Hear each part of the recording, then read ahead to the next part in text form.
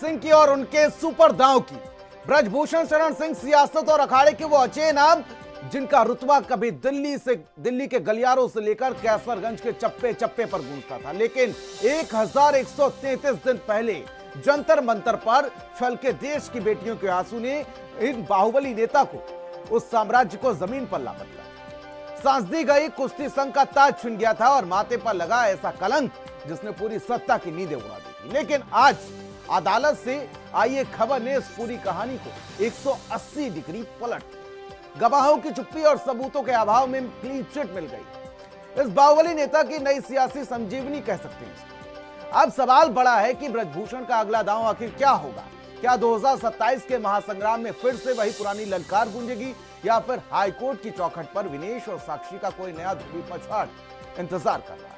दाग तो धुल गए, लेकिन क्या हिसाब पूरा हुआ? रिपोर्ट के जरिए देखेंगे। आज कोर्ट ने बाइज्जत बरी किया, मेरे लिए प्रसन्नता का विषय है।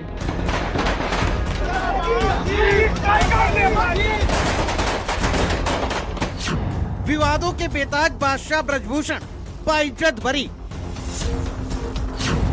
दाग, दंगल और दबंग का कमबैक बाहुबली का सुपर दांव। वो दाग जिसने छीना सियासी ताज, अदालत ने धोया इल्जाम। आंसू बनाम कोर्टरूम का सबूत, सियासत की सबसे बड़ी संजीवनी। गवाहों की चुप्पी कैसे पलटा 1133 दिन लंबा high profile case. Clean chit के बाद अब क्या है ब्रजभूषण का मास्टर प्लान?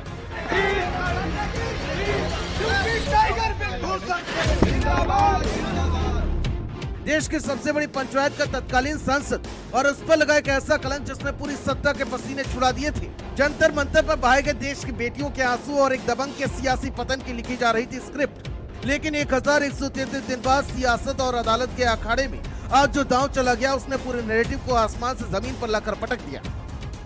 दिल्ली की राउज एवेन्यू कोर्ट ने पूर्व सांसद WFI के पूर्व अध्यक्ष ब्रजभूषण शरण सिंह को महिला पहलवानों द्वारा लगाए गए शोषण के आरोपों से सबूत ना होने की वजह से बाइज्जत बरी कर दिया।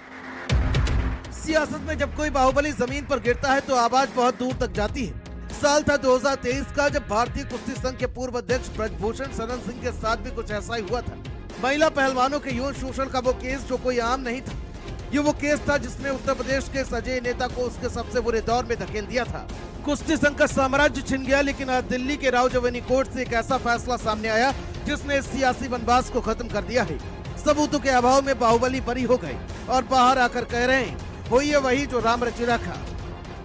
मेरा पहला वक्तव्य आया था तो हमने कहा था कि यदि कोई भी फैसला या कोई आरोप अगर साबित हो जाएगा तो मैं स्वतः फांसी पर लटक जाऊंगा।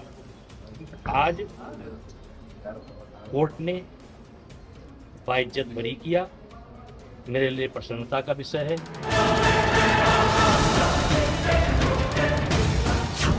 जनवरी 2023 यही वो महीना था जब ब्रजभूषण शरण सिंह के अजय किले में पहली बार दरार पड़ी थी। जंतर मंतर पर ओलंपियन पहलवान बैठे थे। उनके आंसुओं में इतनी तपिश थी कि दिल्ली की कुर्सी तक आंच पहुंचने लगी थी। ब्रजभूषण जो खुद को गोंडा, बहराइच और कैसरगंज का निर्विवाद किंग मानते थे, अचानक चौतरफा गिर गए। पार्टी ने दूरी बना ली। सुप्रीम कोर्ट के दखल के बाद दिल्ली पुलिस को 2 FIR दर्ज करनी पड़ी थी। इनमें से एक FIR पॉक्सो एक्ट के तहत थी। वो खौफनाक कानून जिसमें बेल नहीं सीधे जेल मिलती है। ब्रजभूषण के लिए महज एक कानूनी केस नहीं था, ये उनकी दशकों पुरानी राजनीतिक साख का सरेआम चीरहरण था। देखिए, जिसके खिलाफ में हमने कंप्लेंट्स दी थी कि सेक्सुअल हरासमेंट हुआ है ब्रजभूषण के खिलाफ, उन्हीं के ऊपर एक्शन ही नहीं हुआ। और सारी चीजें छोड़ दीजिए आप पीछे, बस सिर्फ जो लड़कियों ने सेक्सुअल हरासमेंट की जो कंप्लेंट की थी स्पोर्ट्स मिनिस्ट्री में या जो कमेटी बनाई थी, उन्हीं के ऊपर एक्शन नहीं हुआ। वही सेम लोग फेडरेशन को चला रहे हैं, कंपटीशन करवाने लगे हैं। तो जो लड़कियों ने आवाज उठाई थी सेक्सुअल हरासमेंट के खिलाफ में, उनको तो न्याय नहीं मिला बिल्कुल भी। इस केस में ब्रजभूषण को जो चोट दी थी वो उनके शरीर पर नहीं, उनके सियासी रसूख पर लगी थी। 2024 के लोकसभा चुनाव सर पर थे, लेकिन इस दाग के कारण बीजेपी का शीर्ष नेतृत्व ब्रजभूषण से कतराने लगा। जो ब्रजभूषण कल तक दूसरों के टिकट तय करते थे, आज उनके खुद के टिकट पर कैंची चल गई। हालांकि बाहुबली के रसूख को देखते हुए टिकट उनके बेटे करण भूषण को दे दी गई, लेकिन सत्ता के सिकंदर को पर्दे के पीछे धकेल दिया गया। कुश्ती संघ से उन्हें बेदखल कर दिया गया। लेकिन ब्रजभूषण सिर्फ राजनेता नहीं, अखाड़े के पुराने पहलवान हैं। उन्हें मालूम था कि आखिरी दांव कब और कैसे चलना है। 1133 दिन और 127 बार की सुनवाई में ऐसा खेल हुआ जिसने केस की पूरी स्क्रिप्ट ही पलट दी। सबसे बड़ा भूचाल तब आया जब पॉक्सो वाली नाबालिग पीड़िता और उसके पिता ने अचानक बयानों से यूटर्न ले लिया। आरोप वापस लिए गए और दिल्ली पुलिस को कोर्ट में 500 पन्नों की क्लोजर रिपोर्ट दाखिल करनी पड़ी। बरी और बाइज्जत में अंतर होता है। एक बरी वो भी होता है जो सबूतों के अभाव में होता है। मैं सबूतों के अभाव में नहीं हुआ हूँ, मैं बाइज्जत बरी हुआ हूँ, क्योंकि इनके हर आरोप झूठे थे।